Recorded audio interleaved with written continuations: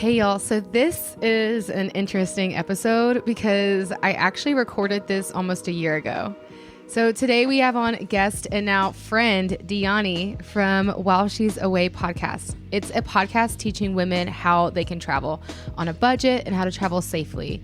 I say this is interesting because I was still living in LA while this was happening. I was on a high from quitting that shitty corporate job, and I knew I wanted to travel, but I didn't know how. In this episode, we're going to talk about really, truly listening to yourself and how to find your true purpose through that by listening to yourself and not others. We're going to talk about how everyone can travel. No matter what your budget is, you can travel. And we're going to talk about wanting to travel and also dealing with familial and societal pressures, because that comes along with it.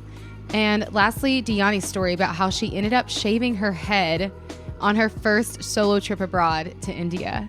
So, you know, I'm recording this now with a full-on production business, all online, allowing me to travel and pay for my travels. And my trip is coming up like really soon, like June 9th. So it's a big fucking deal, y'all, especially since if you've been following me from the beginning, you've probably seen all of this go down. So this is a big deal that I finally have my own business online and I'm able to travel after years and years and years of dreaming of it. And Dianni was one of the first people to show me that anyone can live this lifestyle. So y'all enjoy.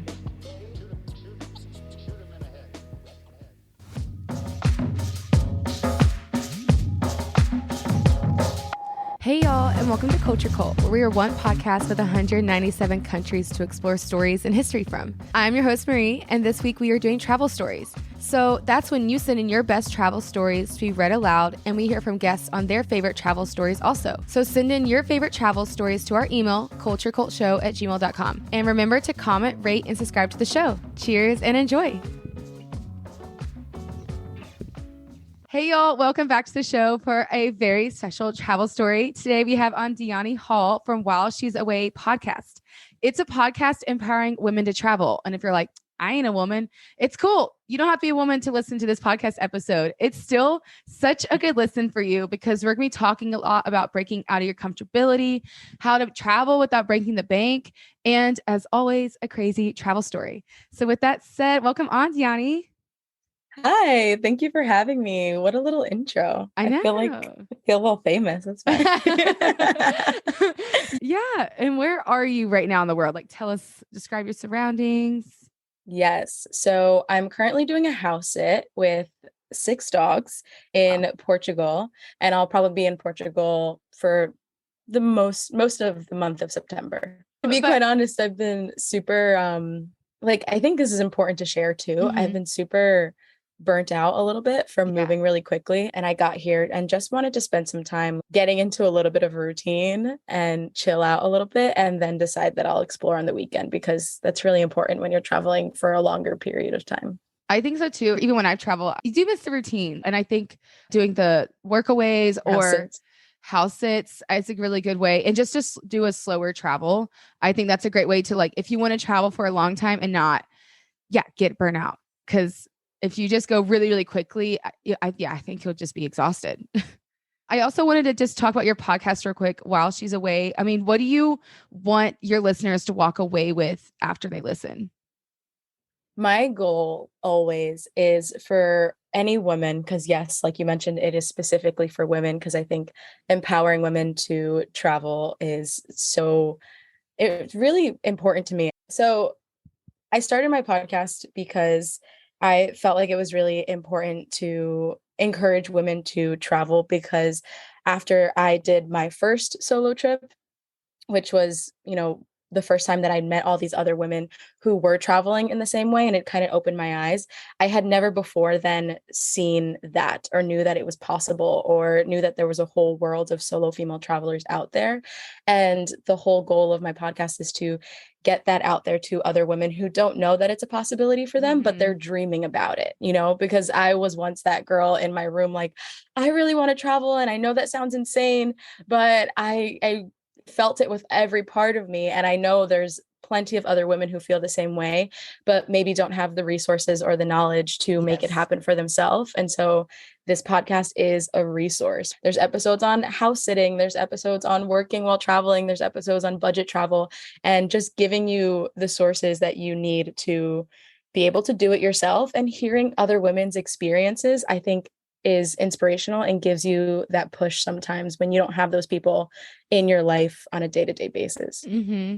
Yeah. I really find your podcast inspirational. I listen to it whenever I'm like discouraged. I'm like, oh, I'll never get to travel again, to a big trip or travel planning or money, honestly. And I listened to the first one I ever listened to was the Tiara Abu one on, I think it's episode 15 about money and travel and how to not let money stop you. And just in general, she's just very like empowering to listen to. So I really recommend that one. And that's my issue right now. And I want to travel and I want to talk about those realistic ways. I think slow travel is definitely a way. We were talking about work away, the house sitters for sure. And how can you travel if maybe you don't have all the means? Yeah. Absolutely, 100%. I love this. I will say people are always like, Europe specifically is really expensive. And it is because I've done Southeast Asia and I'm doing Europe. And it can be expensive, especially if you're doing it during high season, like during the summer. It's really busy, all the prices go up. But even then, because July and August, I was in Spain and Italy. And even then, the first 2 months that I was backpacking, I spent less than $400 on accommodation. And for 2 months, that's Amazing. really, really, really good. It's really, really good. And so that's like the biggest thing that I want to tell people that it's possible. And I did that in kind of a mixture of 3 ways. I mentioned house sits. I use trusted house sitters. There's a lot of other platforms, but trusted house sitters I have found to be the most reliable. They do background checks and all of those things. And I've had only great experiences using them. And if you don't know what trusted house sitters is, it's a platform where you can go on and find people who are going on vacation or trying to go away for a short amount of times or long periods of times. And they need someone to stay with their animals or watch their pets, and you come and you take care of their animals, but you also get to stay in their home Exactly. for free. Like incredible. It's the best part. And so there's that. And I've done 3 of those. So right now, like I mentioned, I'm doing the one in Portugal, but I also did one in Italy where I was like running a whole farm, basically. There's a lot of animals like chickens and all these things. And then I did another one in Valencia in Spain, where it was a really nice apartment in the middle of the city. And it was just one cat who was really, really sweet. And so it kind of gives you the flexibility to have your own space and travel slowly and save a lot of money. Another way when it comes to accommodations is staying with friends or couch surfing. And a lot of times people want to open up their home to you. And so they're more than willing to have you stay with them. Mhm. And it gives you a more, I think, authentic experience too when you're staying with someone from that country. Doing that. And then there's also volunteering that you can do. Next month, I'm going to be volunteering the whole month in Croatia. So my expenses for the whole month will be covered in terms of accommodation. And a lot of times they offer meals as well. So it like covers a lot of the bases. So I know like Europe can be really expensive, but it does depend on where specifically you go, because there are parts of Europe that aren't as expensive, and how you want to do it in terms of staying. And so you can buy groceries and, not spend a lot of money on food or go out to eat every meal. It's really up to you to keep it together and handle your budget, which can be hard when you're out there. Friends want to go out to eat and different things, but it's totally, totally doable. Yeah. Did you save a lot like before this trip? I had less than $5,000. Mm-hmm. And I'm also working along the way while I'm traveling. Mm-hmm. So it's, you know, supplemented. It's not like a full-time income, but it's freelancing. So I get a little bit here, a little bit there, which has helped a little bit, but I've mainly been doing it off of savings. Yeah, that's my goal, is to like save up, find some sort of freelance remote stuff before. But did you grow up traveling a lot? Is that how it started? Where's that spark come from? No, I did not grow up traveling a lot. So I am originally from New Jersey in the USA, and I did not grow up traveling at all. The first time I left the country, I was 14 and I went to Honduras on a missions trip. So I grew up very Christian, Hmm. very religious. And so they did those missions trip, which now I find a little iffy, Problematic.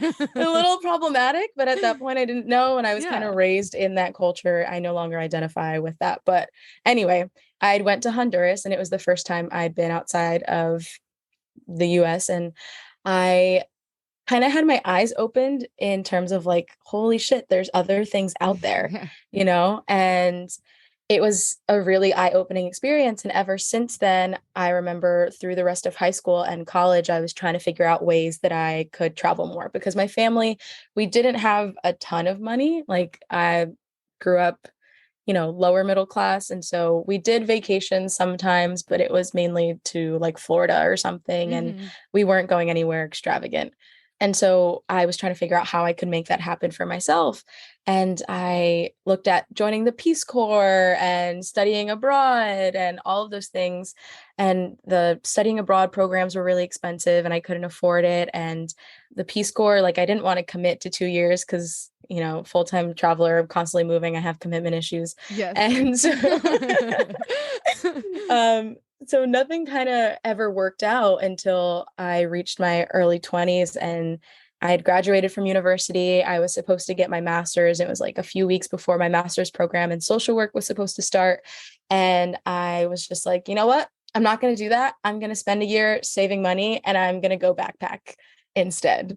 Um, so there hadn't been much travel in my Yeah. life until I'd kind of made that decision to make travel a part of my life Yeah. because I don't know why, but it had always been this thing that I really felt called to do. And I knew that if I kept going with my master's and didn't make it happen, it just wasn't going to happen. Yeah. It would bother you like probably forever. Because I always think like those things are always there, the school, the that job, whatever. It really is always there. And like Mhm. I know in your first episode you talk about that familial pressure with your parents. How did you bring up that up? Like what was that mental process? Yeah, I kind of just glazed over that because I tend to forget. That was rough. That was rough. And for anyone who is thinking the same thing of like, wait, but what the fuck? How did you handle that? It was really hard and really taxing on me because I didn't mention, but I am first and second generation Latina. Like my dad was born in Guatemala and immigrated to the US. And on my mom's side, my mom was born in the US, but my grandma was born in Puerto Rico, which is Mm. a territory, whatever, I know. But I was the first person in my family to go to university right out of high school and graduate and get into a master's program and be able to have these opportunities to get higher education that my parents didn't have access to. And so that was where the pressure came from of, oh my Mm. gosh, I have to do this because my parents worked so hard and my dad came here and did all of this for me to be able to do that.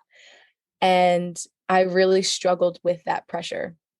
And it was around the same time that I had kind of gotten into personal development. And so I was reading a lot of Tony Robbins and listening to a lot of Tony Robbins. And I had went to one of his events, Oh actually. He wow. had the UPW Unleash the Power Within event that I went to.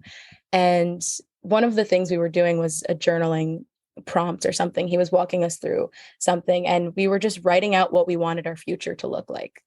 And I'd kind of written out this version of like what it was supposed to look like. And I was like, I'm going to get my master's and I'm going to get this job. And I remember looking at it and just feeling like this isn't what I want. And it just didn't sit right. And being in that atmosphere with him talking and all these other people, I had that moment of like full inspiration where I was like, if I'm gonna live my life the way I want to, like I have to make that decision for myself. And I just had one of those moments where I decided that I was gonna do it. And it doesn't mean that like I wasn't scared and I was like, all right, I got this. But I decided that I had to. And so I think a few days later I went home and I told my family. I remember like I was shaking and I was so nervous because it felt really huge. Hmm. And honestly, they were so incredibly supportive. They were definitely confused. They were like, you're gonna do what instead?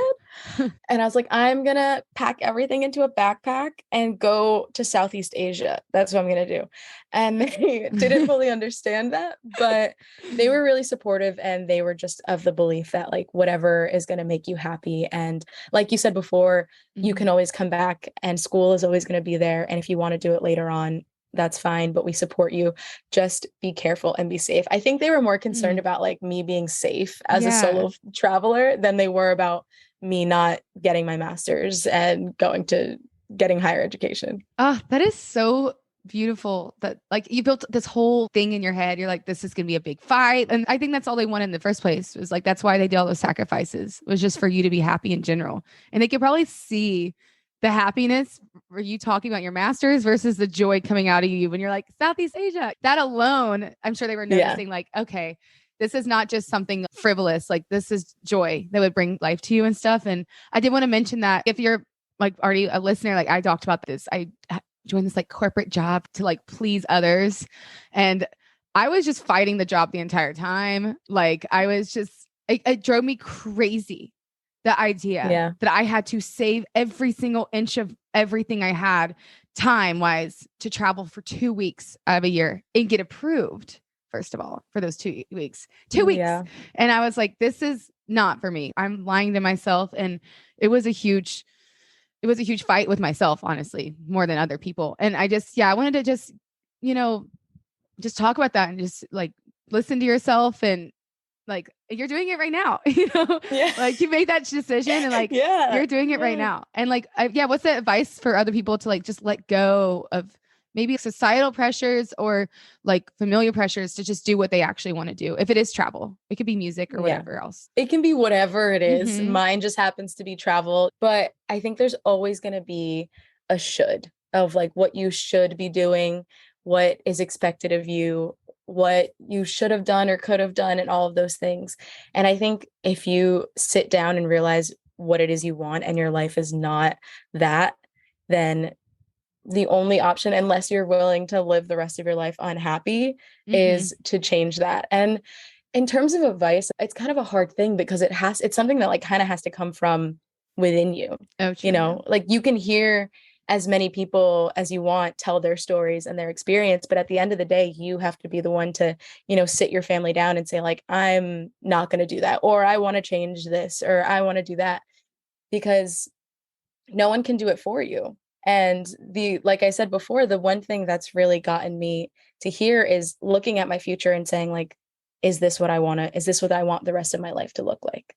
And so doing that and deciding that like, this is what I want my life to look like, and telling the people around you. And honestly, like you mentioned before, 9 times out of 10, it's all in your head. And you build it up so much more than it actually is. And that voice in your head is telling you that, oh my God, they're going to hate you, or they're never going to talk to you again, or blah, blah, blah. And you know what? There are scenarios, I've interviewed people where like their family have done things like that, like things have happened. And so I'm not going to say it's going to be all roses and butterflies and it's going to be perfect. But I think if it's what you actually want to do, it's worth making that decision. But you have to decide to do that. Yeah. Someone one time told me, choose your hard. And I was like, oh my God, I love that. Like living a life for others, making them happy, but waking up every day with your own life not happy is a hard. But then also maybe feeling judged or whatever, but you're feeding your soul is also a hard. So it's like, choose your hard. That honestly broke my brain because everything's hard, but it's just like, which one do you want to do? Which is going to be better for you? I love that. Wait, I'm stealing that. That's my new. I know exactly. It was my best friend, Megan. She's very wise. She's my soulmate. And she told me that during that decision, she was like, you can do both, but which ones, they're both hard. Which one you want to do though? I was like, oh, this one.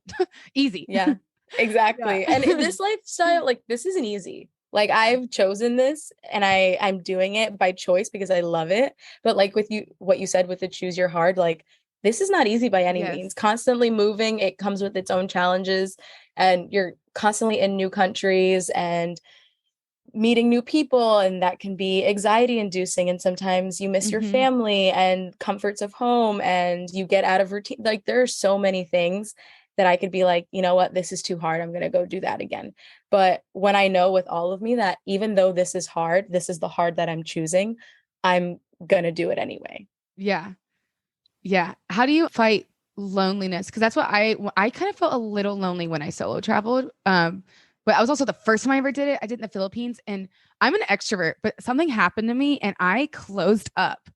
Like I even actually I did it one more time in Munich, and everyone was so nice. They were inviting me out, and I got so weird, and I was like, no, I'm okay.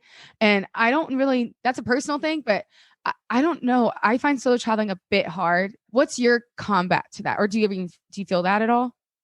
No, I absolutely do. I did an episode on my podcast about solo traveling with social anxiety, Okay.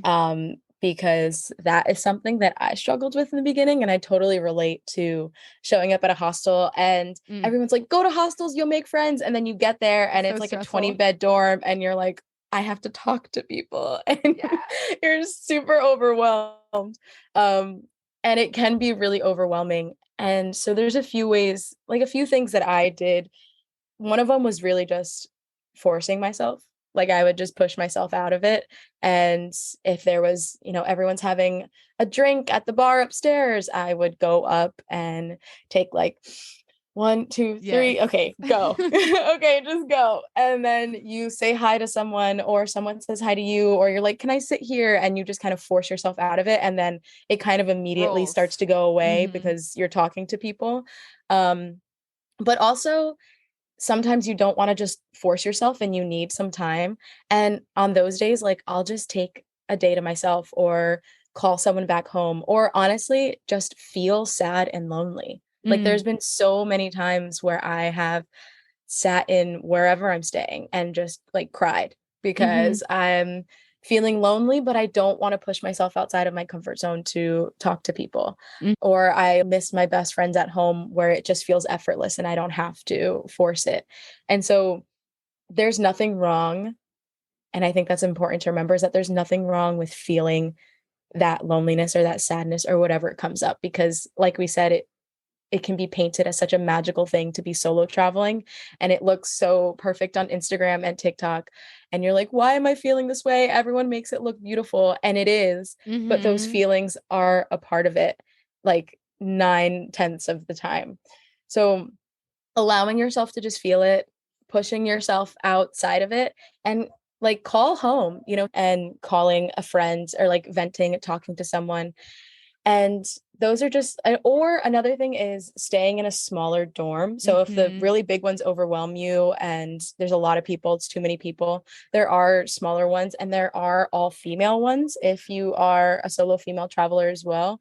And I find it a lot easier to start a conversation or meet people when I'm in a 6 bed dorm versus like a 20 bed dorm. Yes. And it being with other women, a lot of times they're solo as well, and they can relate to how you're feeling. So I can just be like, I'm feeling anxious. And they're like, oh my God, same. And then we've already connected over that fact. And so, finding a small, or another thing, I keep thinking of things you No, can yeah. do, like there's free walking tours in a lot of cities. And so if it feels too overwhelming to, you know, talk to people in your dorm or at your hostel, if you join the free walking tours and you're with a group of people, 9 times out of 10, you'll end up talking to other people who are also on that tour and Oh, connecting to people that way. And a lot of times they're probably also staying at your hostel.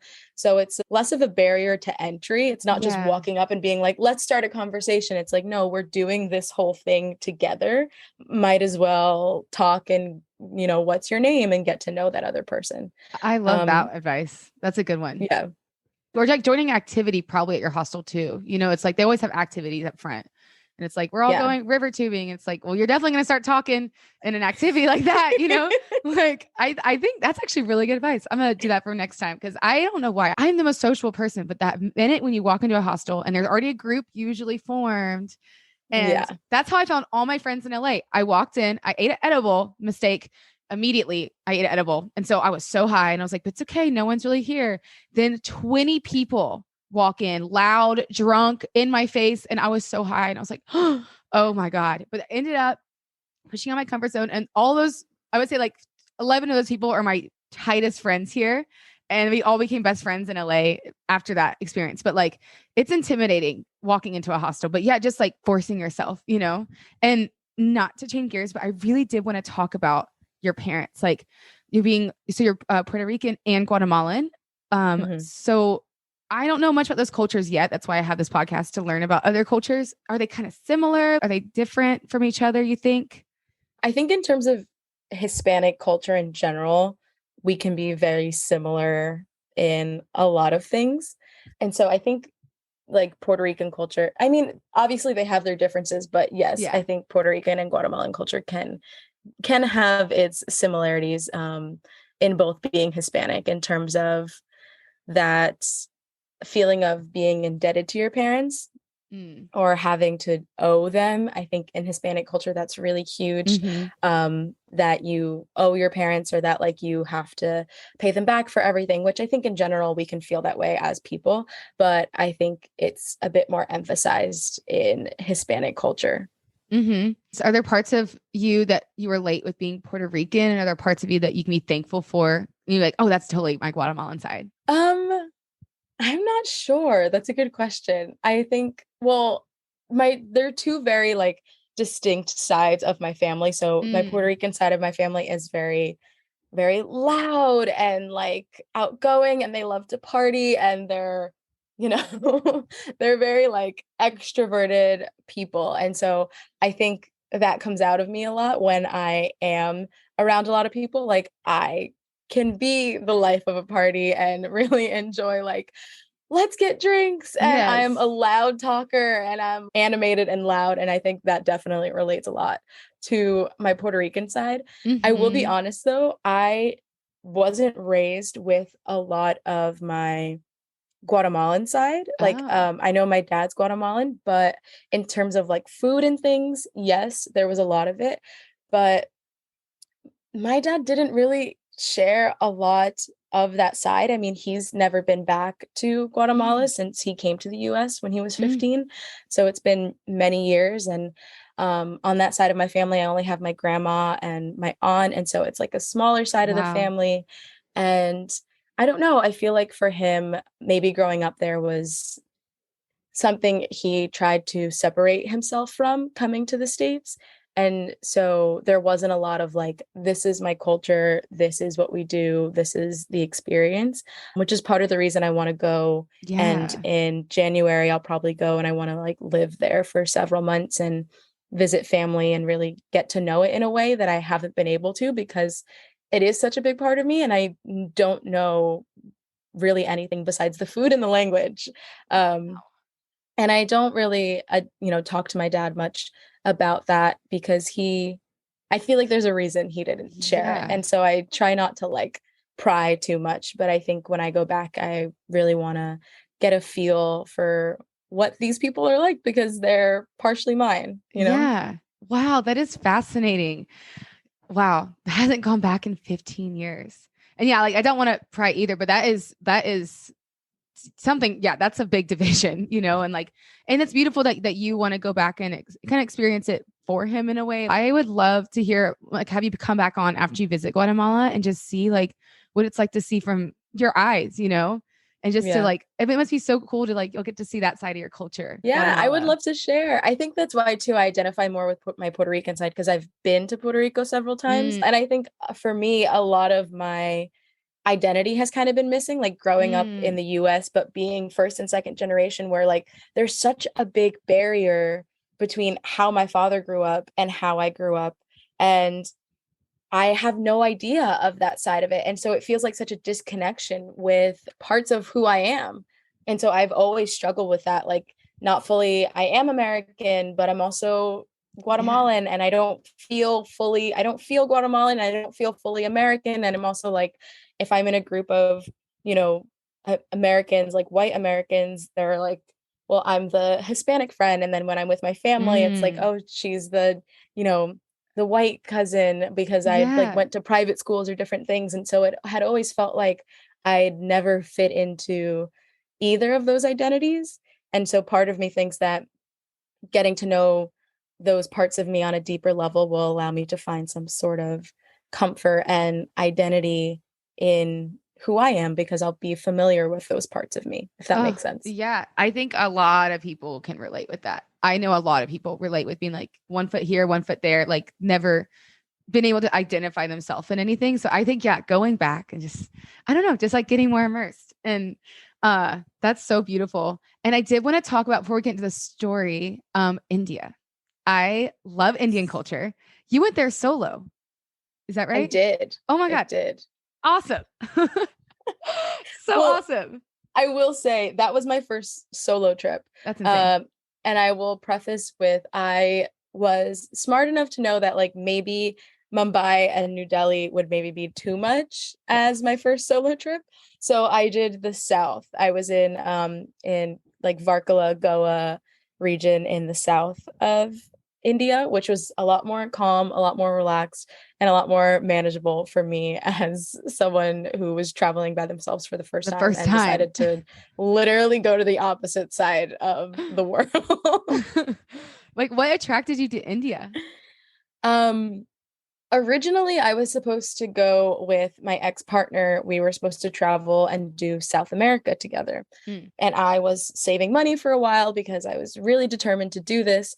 And they had not been saving because financially they just couldn't in the position that they were with paying rent and different things. So the time was getting closer where we had said, okay, we're going to leave like this time. And they were like, I can't. And I had to kind of make that decision of, I really want to do this and I can't wait for you, so I'm gonna go anyway. And we were supposed to do South America, like I said, but then I was on work away because that was one of the Mhm. ways that I was going to travel to make it more affordable. And I had found a work away in India that I had really wanted to go to this ashram. And so I was messaging back and forth with this like all female ashram. This woman was Portuguese that ran it, but had been living in India for a really long time. And I just fell in love with that place specifically and just changed my plans completely and decided to go to India so that I could go there. It was never like, oh my God, I really want to go to India. But I was like, yeah, India sounds cool. Let's fucking go to India. And Oh when my I found God. that place, I was like, okay, then this is it. This is what I'm gonna do. And then I just decided since I'm in India, I can do Southeast Asia. Wow. Okay. That's amazing. That's like experience I really want to do. Like, I find India very spiritual. Did you find it pretty spiritual while you were there? I did. I think that was the whole reason I had chose the ashram because I had just kind of started my own spiritual journey of I had been like meditating for a really long time and kind of discovering mindfulness and all of those things. And the ashram kind of aligned with that really perfectly. And so when I got there, it was fairly strict. We were waking up every morning at 5 a.m. to do an hour meditation and an hour of yoga every morning. We couldn't have our phones while we were there because, outside world, there was a shaman who was there for a bit and he was doing like ayahuasca ceremonies and things like that. I didn't participate because at that point I didn't feel Yeah. ready for it. And so I hadn't participated, but I had the opportunity to speak to a shaman and really get insights on my mindfulness journey and the things that I was struggling with when it came to my meditation and things like that. And so it was a really spiritual experience. And in general, India, I mean, you'd wake up every morning at 5 a.m. and there would just be loudspeakers of like chants going on outside. And you don't know what they're saying, but you can feel it. And it sounds so beautiful and the sun's coming up at the same time and there was just a specific energy and they call Varkala the area that I was in like God's own country. Wow. So it is a very like spiritual part of India and yeah, it was definitely. Yeah. When I took not a break, but like when I really felt like Christianity wasn't for me, I really started getting into like India, which is not a religion. I don't know. But like for some reason, the more I researched India, I was like, I don't know why I'm finding myself closer to a God that I like. And Mhm. I don't know. That experience you did is something I've always wanted to do. I think Indian culture is so spiritual, so beautiful. And did you explore outside the ashram or was it mainly just that experience? So I was there at the ashram for a month and it was mainly that experience. I mean, there were like beaches nearby that we would Yeah. go to, and there was this beautiful little black sand beach, like walking distance from our Wow. ashram. So we would like have our meditation and everything in the morning, and then we'd do our volunteer work, and then we'd all go down to the beach and swim, and it was all female, so you're with all these other girls, and it was just the most beautiful connection that I'd ever had with other women. But besides that, I didn't really go out and do a lot of exploring in that area. Hmm. And I mean, we went to like other little towns or villages, so I'd seen around there, but it wasn't like I was going anywhere that was like tourist attractions Yeah. or anything like that. Yeah. Yeah. I definitely know there's like that side of India and then there's like the crazy side, which I've heard multiple people have gone to like Mumbai or like, and like I do want to experience that too because I do love, I think crazy cities are like hilarious. I think I can't stop laughing. Like this is Chaos. Just like yeah. like Hanoi, Vietnam, I was dying. Yes. I laughing. I was like, this I is was just gonna insane. say. I love the chaos. I got there and I saw it and I was just like wide-eyed, like thriving off the chaos. And I didn't rent a motorbike, but there was like an Uber version. I can't remember what the name is now, but they have like an Uber version Oh, of motorbikes. So sick. you can call one and get on it. And I was on one in this traffic, like going, oh my goodness. I thought I was gonna die, but it was so fucking cool. Hi, Caitlin. Hi, Alex. We're Cryptid Queens, and we're fascinated by cryptids, folklore, Aliens, ghosts, urban legends. anything mysterious and otherworldly. Join us as we feature cryptids from a different place around the world each episode. Every culture has different folklore surrounding the unknown, and we'd love to share them with you. Check us out and subscribe. Cryptid Queens. It's funny because I was listening to one of your other episodes today where you interviewed Carol from Carol! Where to next, I think. Shout that's the name of the out. I podcast. love Carol. She's what's up. I love She her. was so cool and I loved hearing her story, but hers was all like skydiving and and I'm like, Yes. mine are not like that." But I guess that's the beauty of different stories. So, like I had mentioned before, I was in India where I took my first solo trip and I was staying at the ashram.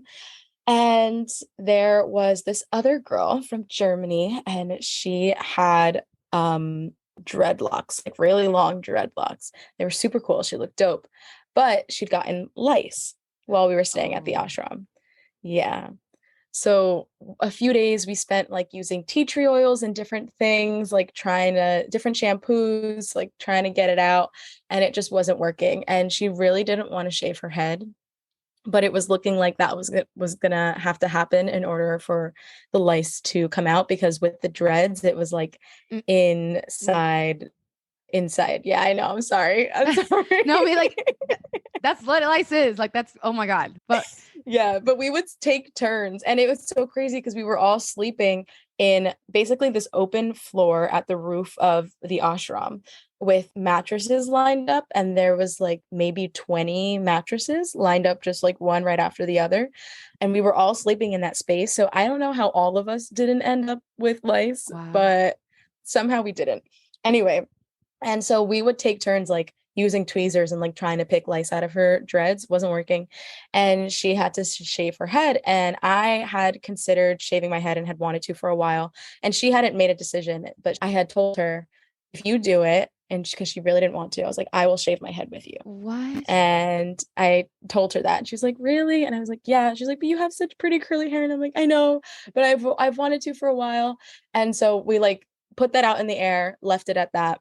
A few days passes, and I come back to the ashram one day from being out at the beach or something, and she's bald. And I'm like, oh my God, what happened? And she's like, I just did it. But she looked so beautiful, like radiant. And she had these gorgeous blue eyes, and you could just see her whole face so clearly. And she looked so stunning, incredible. And I was like, okay. And no one was expecting me to like do it in that moment. But I went downstairs and I got the like little buzzer, Wow. and we went into the bathroom and I shaved my head myself. And then I spent the rest of my Southeast Asia trip and a while after that, bald. Oh. What? That Yeah. is so sick. That's just so beautiful. Just to make her feel better, you're like I'll do this with you. And I gave her the push. I honestly gave her the push to do it. Like that is so beautiful. I cannot shave my head. Like I'm sorry y'all out there, but if I do that, I will look like a fucking potato. Like I need my hair.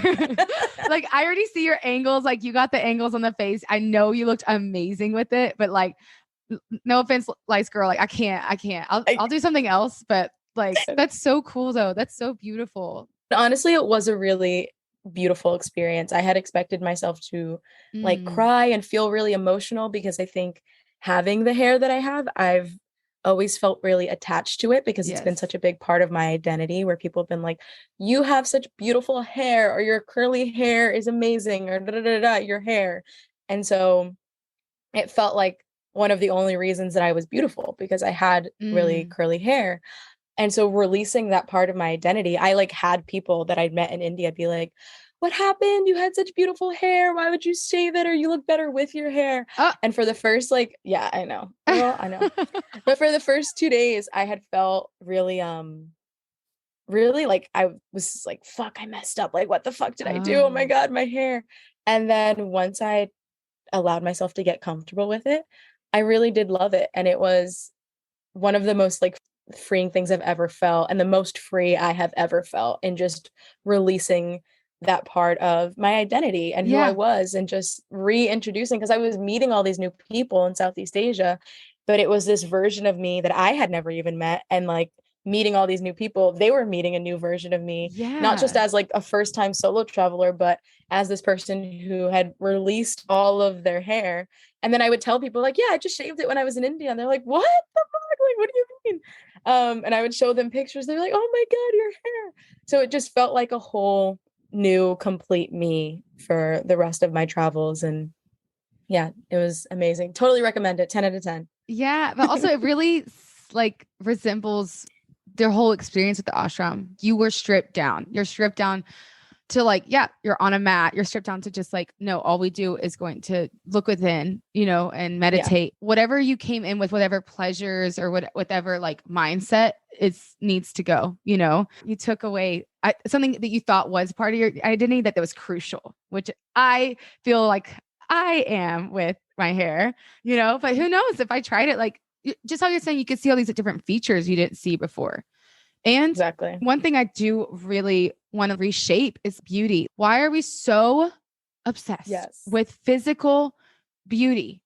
Like, it doesn't make any sense to me. Like, if I shave my hair, I will lose myself because somehow something about me defines me. And what you did just really shows like, it's really not about anything physical. And people, it doesn't, because you release it. You think it's such a big part of you, and then you release it, and then you're like, oh wait, I'm still me. Actually, I'm even more me than I had felt or thought I was before. So if anything, it's the opposite, where like releasing those parts of you or allows you to see yourself in even clearer of a way, because you're not trying to hold on to something or like grip onto that thing so much as your identity, you know? And that could be with anything, especially with women, like body image. I'm trying to let go of the idea of what I should look like, you know, whether it's hair or weight or whatever it is, just letting go of that. And like, yeah, you said you just felt like, so like you felt like a new you and you felt so free. That's a beautiful story. That's awesome. And all that happened because she had some lice. Yeah. All because the girl had lice. Absolutely. That's so beautiful. And did you have any other stories? Is that like, yes, okay. I do. Yes, I do. Let's go. I was going to say, I love traveling Europe right now, but I think when it comes to cultural differences, when you're in places like Southeast Asia or South America, it's just so drastically different that you just have the most wild experiences because it's just a completely different world. So I feel like in Southeast Asia, I had so many just random happenings where one of them, I had like met a group of guys. It was me and 3 gay guys. We just became like a little trio of friends. It was incredible. And we rented some motorbikes and went out to this waterfall. I was in Thailand. I should mention the country. I was in Thailand. I was up north in Chiang Mai. So we went to this waterfall. It was absolutely beautiful. And then we spent the whole day climbing on these waterfalls and stuff, whatever. It was incredible. And then we were leaving. and we were starving, but we were a bit outside of the city, and we were driving, and we passed this open lot kind of area where we saw some tables on the stage, and it kind of looked like a restaurant, but we kept driving. I don't know if whoever's listening, if you've been to Southeast Asia or not. It's like sometimes you can't tell what something is. Like, you don't know, is it a restaurant or is it a family part? Like, what is this? Like, you really, it's like that sometimes. There's so many times where I've pulled up to places and I'm like, do you serve food? And there's no menu, but they're like, yes, we serve food. Yes, we serve food. Sit. That's just what it's like. And I absolutely love it. So we drove past, and of course, since we're in Thailand, we're like, what is it? And we were so fucking hungry. We decided to go back. We'd driven past it, so we went back. And we realized, we pulled up, we literally just pulled into this dirt lot where there's tables set up. We realized it was some sort of family party. Yeah, we just like showed up at this family party. There's lines of tables, and we'd gone off our bikes and kind of like got closer because we weren't super sure. And then we noticed what it was, and we're like, oh, but by then they had already saw us, obviously. And they were like, no, come. Obviously, no one spoke English. We do not speak any Thai, but all these people just like came over and ushered us over to the table and start handing us drinks and like food and all of these things. I'm vegetarian. I was not vegetarian in that moment because obviously everything had meat. And so I have like one friend over here with chicken foot on a stick, and he's eating it. Wow. And I'm eating some sort of mystery meat, but they are so friendly and so loving. And even though we didn't speak any of the same language, they were trying to like communicate with us. I think one of them spoke like broken English, but they were just so happy to sit next to you and like smile at you and watch you drink your beer and know that they had like shared something with you,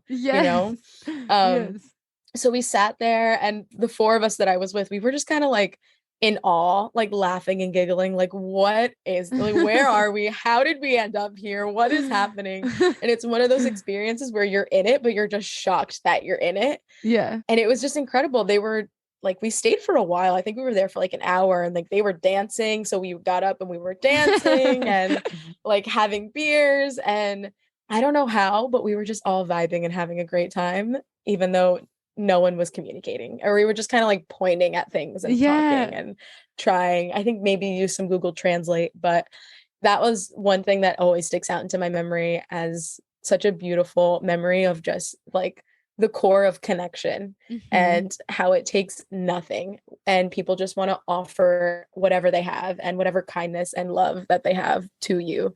No, and they have no idea who you are. You're a complete fucking stranger. And it's one of my favorite reasons for traveling, is just you are able to witness the very basic level of just human connection. 100%. It was pure energy. Like, you stepped off the bike and they're like, oh, you're here to party. That's all you have left after, when you take away language, is energy. And Thailand is just the place for that. Everyone's so nice there. It's just beautiful.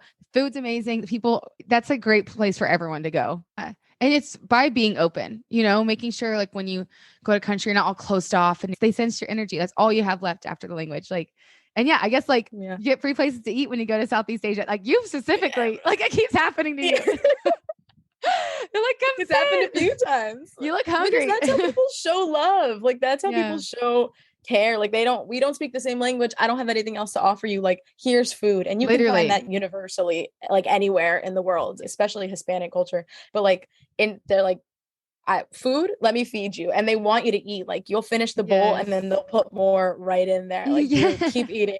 They want you to eat. And it's how people show love. And I'm not mad about it. I have no qualms with that. That's totally fine.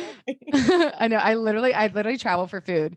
To wrap up, first of all, I want to give a personal recommendation out to your podcast. I love your podcast. It's so inspirational. Even if you're not a woman, like I don't like that restrict you. You just talk a lot about your real-time traveling. You interview such inspirational people about things we all can relate about, like breaking out your comfortability, like how do you travel in general in a smart way.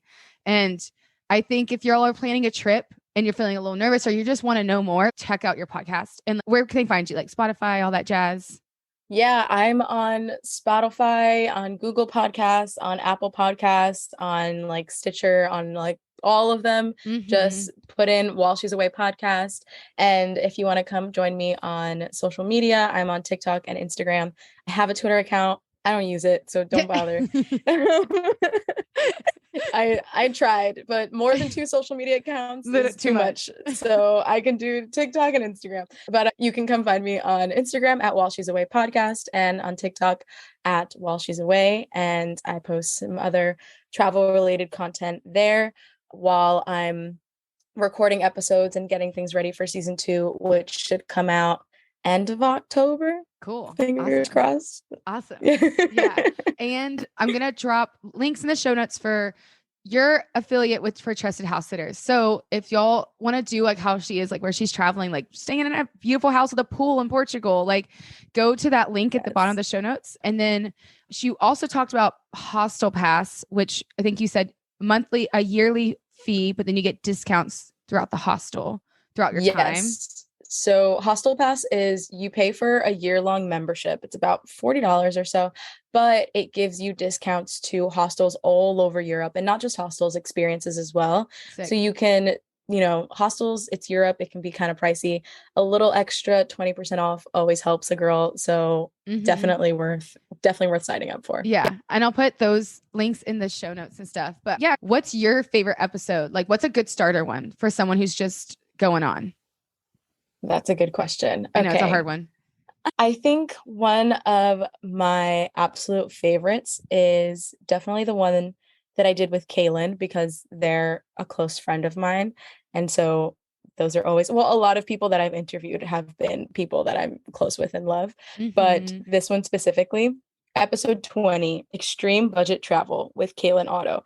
Kaylin is incredible and travels on a budget of next to nothing and is also a vegan traveler.